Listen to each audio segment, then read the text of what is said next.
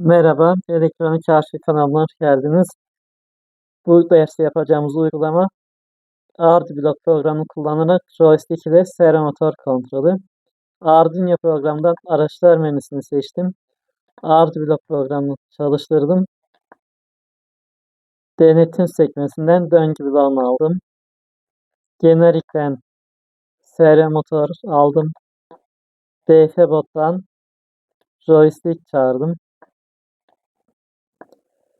Joystick'in Arduino'ya göndereceği değer değişken olduğu için değişkenler bloğundan set vergi bloğunu çağırdım.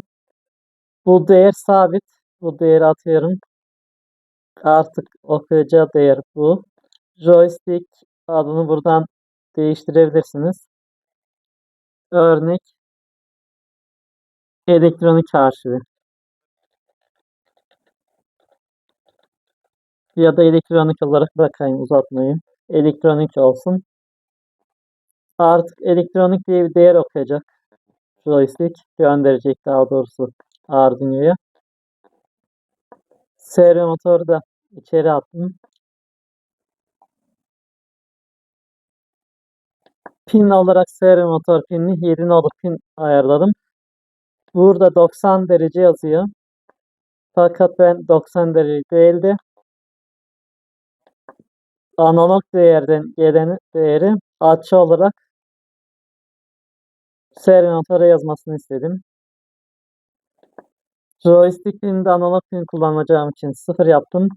Ve bu şekilde Arduino yüklediğinde kodları bize çıkaracak. Bu kadar Arduino yapımı. Şimdi devrenin kurulumuna geçelim.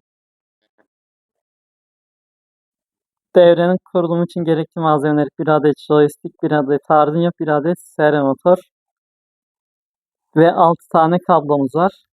Servomotorun üzerindeki kahverengi kablo GND beslemesi olduğu için Arduino'daki GND piniyle birleştirdim. Kırmızı kablo ise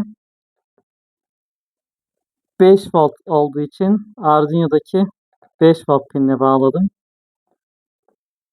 Sarı ya da turuncu olabilir. Farklı renklerde kullanılan motorlar var.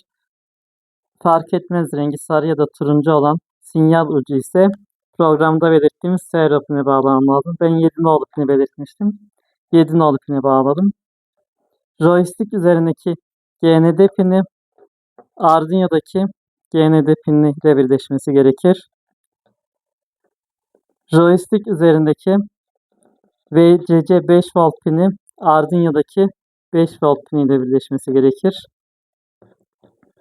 Son olarak 2-3 kaldı. X ve Y ekseninin olduğu, ben tek servomotor kullandığım için bir eksenden aldım.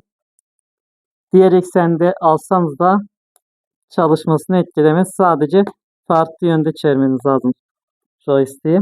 Enerjisini verelim. Çalışmasına bakalım.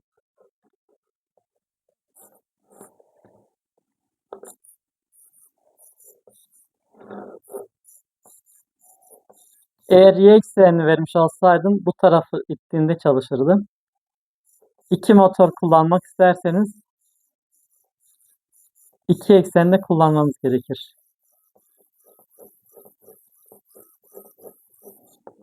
Bir sonraki uygulamada görüşmek üzere.